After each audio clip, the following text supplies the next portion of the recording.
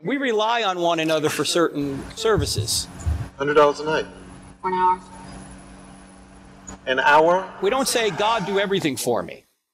Ooh, this video was supposed to help atheists have better conversations with Christians, but we might be off to a bad start. Frank, can you get us back on track? Let's reset. When God decides that someone should die, it's not murder for him. Yeah, that's no better.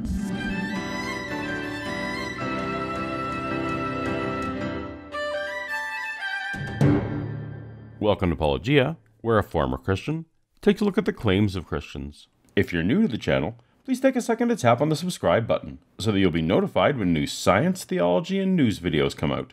And we've recently launched an audio-only edition that you can find wherever the finest podcasts are gathered.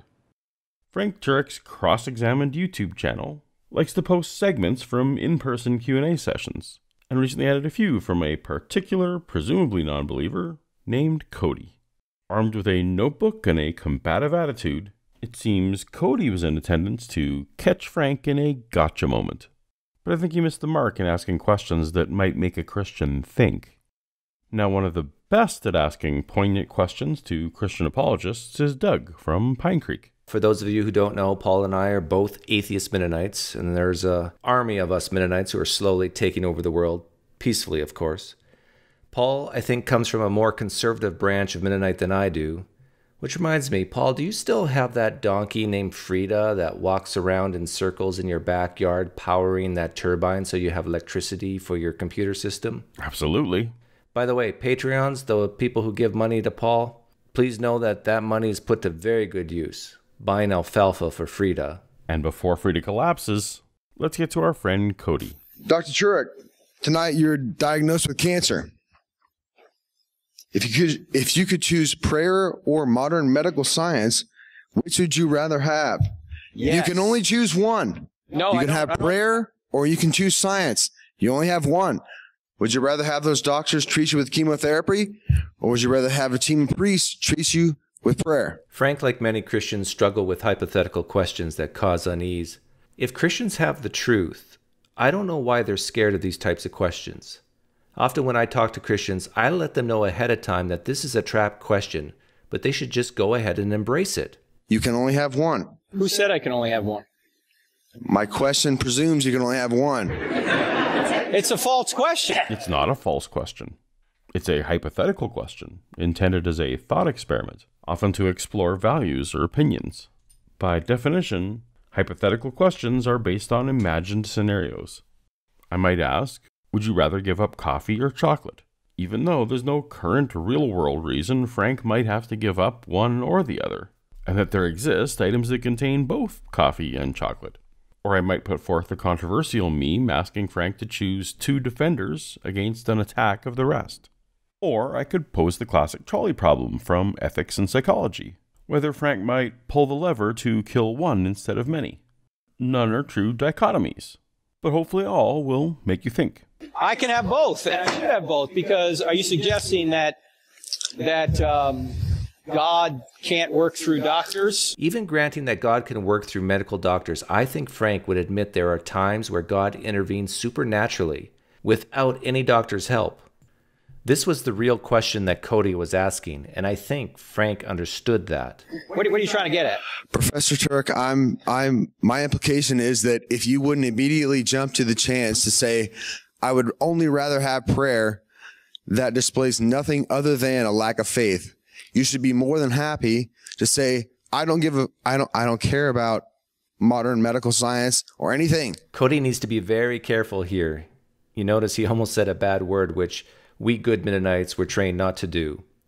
Cody needs to get Frank to admit that God intervening and man intervening can be two entirely separate things, which Frank does admit soon. Since you are a devout and a serious Christian, and I respect you for that, and as should everyone here, you're going to tell everyone here, forget science, we don't care about any of it, God will take care of us as long as we pray to Him. Wrong theology. I defended Cody's question as a properly constructed hypothetical before, but now I'll criticize Cody on his effectiveness, because the ramifications of the thought experiment aren't what Cody thought they were.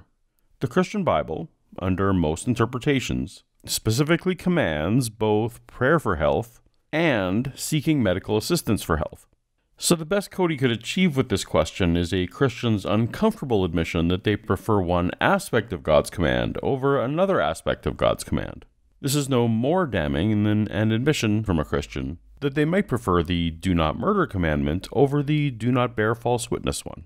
If you are a non-believer and want to pose a hypothetical question to a believer, hoping to cause them to re-examine their faith in some way, your question will need to put the believer in some way at odds with the profession they actually affirm. For example, you might ask a Christian if they would prefer to personally, physically examine the wounds of risen Jesus to affirm his resurrection, or are they more satisfied merely reading what other people wrote about it? If they admit that they would prefer to touch Jesus themselves, you can then point out that in John 20:29, Jesus tells Thomas that it's better to accept the resurrection without seeing it personally. This is unlikely to shake a believer to their core, but it at least demonstrates an inconsistency. Before I need medical care, I need food, and I rely on farmers that make corn here in Cornhusker land. But I can still eat corn on the cob if someone cuts it off and smushes it into a fine paste. I'm not growing my own corn. Corn. Haven't had that in a while. Yeah, delicious corn. Okay, I don't have time to do that. I rely on them. I'm not going to sit around and say, God, give me some corn. A can of corn costs 57 cents! I can sure go for a can of corn. You've already told us God is timeless, so time is nothing. We're waiting for your prayer. Frank's defense that he's too busy to grow corn is pretty weak from a scriptural defense standpoint. There are plenty of division of labor passages that would have suited better. But Cody's God is timeless rebuttal is even worse. While Christian God may be timeless, Frank was talking about his own lack of time as a human man. This outburst eroded away what little weight Cody's question may have had with the Christians listening. What are you suggesting? We live in the world where we have a community, and God has put us in this community, and we rely on one another for certain services. Whether it's doctors, whether it's farmers, whether it's grocers, whether it's attorneys, whether it's teachers, we all interact. We don't say, God, do everything for me. Here, Frank is admitting that there are things that God is not actively doing, but humans are doing. So if Frank can separate things that God does from what man does, then Cody's question is a good one. However, I think Cody should have asked this question first. Frank, you have to choose between one of two options in this question. If you got a flat tire, would you pray to God to fix it or call a tow truck? You can only choose one, Frank.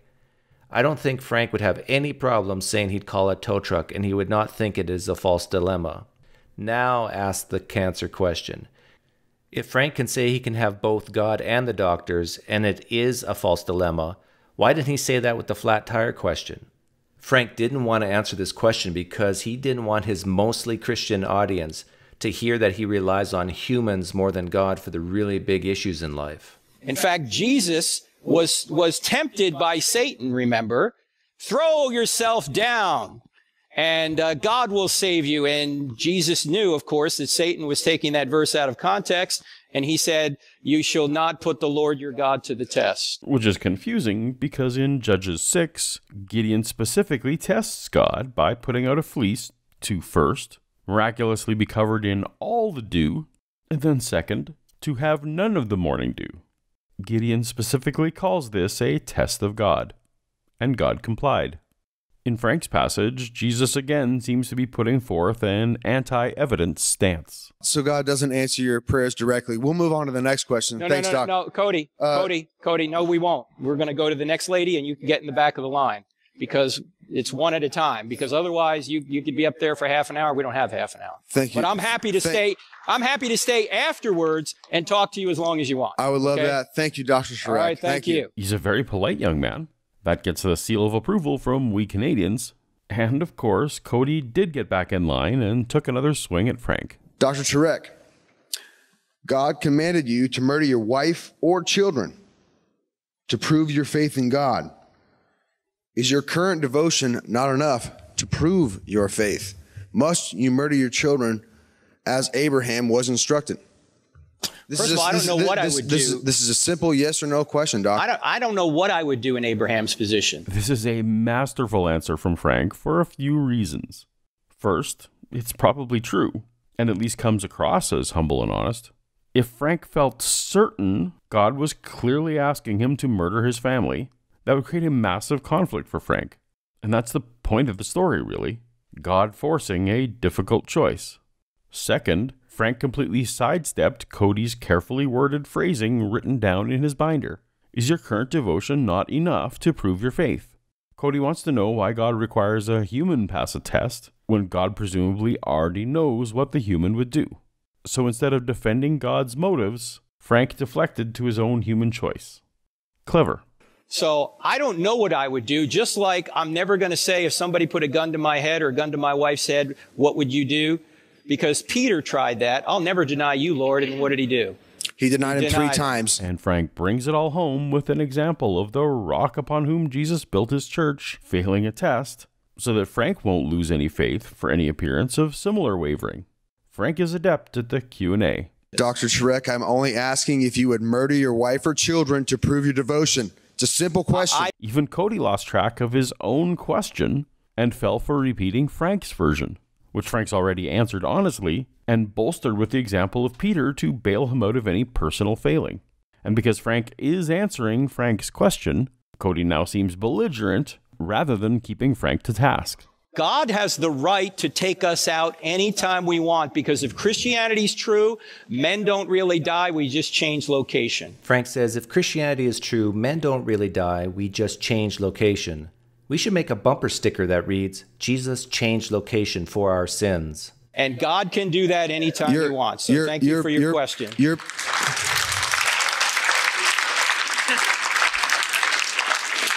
It is stunning to me that massacre and genocide gets applaud in this building. God Cody, demands slaughter, massacre, and genocide. All right, Cody, there's nothing wrong with genocide if atheism's true. Genocide is wrong because Yahweh says so? Frank, what is the second best reason to say genocide is wrong? Are you serious? If atheism's true, there is nothing wrong with genocide. I am an atheist and I oppose genocide in every possible... in every way. Frank has now successfully utilized his single greatest weapon, his ability to frustrate people. I get it, Cody. Of all the apologists, it's probably Frank who frustrates me the most as well. But Cody's flustered responses now have given Frank the appearance of being the reasonable one, and any potential power in Cody's hypotheticals have disappeared. But that's just your personal opinion, because there's no standard beyond you which says it's wrong. The standard that says is correct, that I will help my fellow human up to and including you, especially you, doctor, that I would never harm anyone in this room. In my experience, arguments for objective reality are entirely appeals to intuition and appeals to emotion, and Cody has fallen for it, getting very emotional at Frank's insinuations. Instead, Cody should have taken a breath and asked something like, would you agree that in Matthew 22, Jesus said that the entire law about how humans should treat humans can be summed up with one command, love your neighbor as yourself? Since this question is merely quoting the Bible, Frank should have to affirm. To which one could do the quick counter, is not how we love ourselves a matter of personal opinion rather than some external objective standard? It seems here that Jesus advocated subjective morality, or a more ontological addressing counter. Dr. Turek, could we not rephrase loving your neighbor as yourself as our morality should be based on our empathy? Well, yes. So, Dr. Turek, empathy is merely being aware of our own subjective preferences and assuming and extrapolating that others would prefer the same. And God is not required to know our own preferences. And since humanity's main survival advantage is being a social species that cooperates, groups with the best internal cooperation will survive best in the long run. And the most successful way to foster this group cooperation is through empathy, as Jesus advocated. So in the end, there's nothing about the golden rule that requires anything external, like a god, or something like that. But remove all emotion, and the objective morality claims fall very flat. Okay, I'm glad. Atheism. Cody. Are you suggesting that atheism allows or or purports or wants genocide? I know you wouldn't say, you would never say that. Yes, atheism does allow it. You can ask Mao, you can ask Stalin, you can ask Pol Pot. Frank says atheism does allow genocide because of Mao, Stalin, Pol Pot, but it seems Yahweh also allowed a type of genocide in the Old Testament, as Cody pointed out. So when you think of Mao, Stalin, and Pol Pot, add Yahweh to that list of big names. As Richard Dawkins and Christopher Hitchens would both argue, as you well know, none of those people slaughtered millions in the name of atheism. There are countless millions. All right, Cody, this isn't a debate, okay? I know. I thank you for being here. But let me deal, because Cody, I love talking about this stuff, but there's a line of people behind you. And so we can't keep going back and forth. But I do want to answer your question about the Canaanites. Is God immoral for massacre, slaughter, and racism and slavery? Cody, look, we don't have time to deal with all those. Trust me, I have slides for every one of them, okay? I don't think Cody should ask, is God immoral type questions, because of the definition of what is moral or not is based on God's nature, according to Frank. So by definition, whatever God says, does, wills, decrees is moral by definition. Rather, Cody should ask questions that pit Frank's moral intuitions against his God's. The goal is to get Frank to admit that he is very uncomfortable with the actions he believes his God did. Here's what I call the poof or drown thought experiment. Frank, imagine you're up in heaven during the days of Noah, but before the flood happened. Yahweh asks for your input, Frank. He says, I'm going to execute my justice to all of mankind except Noah's family. I have two options for you, and they are both moral because I am giving them. But I want your input, Frank. Should I drown all those men, women, children, and babies, or just instantly poof them out of existence? Remember, this thought experiment takes place before the flood, so you don't know what God chose to do. Which would you choose, Frank? Poof or drown? Here's the Superman thought experiment. Frank, you are at the top of a high skyrise, looking down at the street below. You see that your wife is about to be brutally raped. Let's assume that everything you know about God is true, but also everything you know about Superman is true. You can only ask one, and both can hear you. Which one do you call on to save your wife, God or Superman? Many Christians like Frank believe they have a personal relationship with their God. Here's my thought experiment question for them.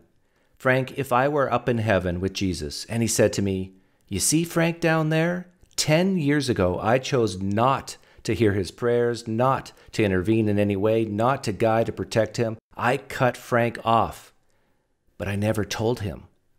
Question for you, Frank. How would you have known the difference? You would still have believed that Jesus had a personal relationship with you, but really you didn't. And the question I like to ask Christian apologists is if a person can choose what convinces them to believe something. If not, how can the Christian God's only method of salvation be something the person can't control?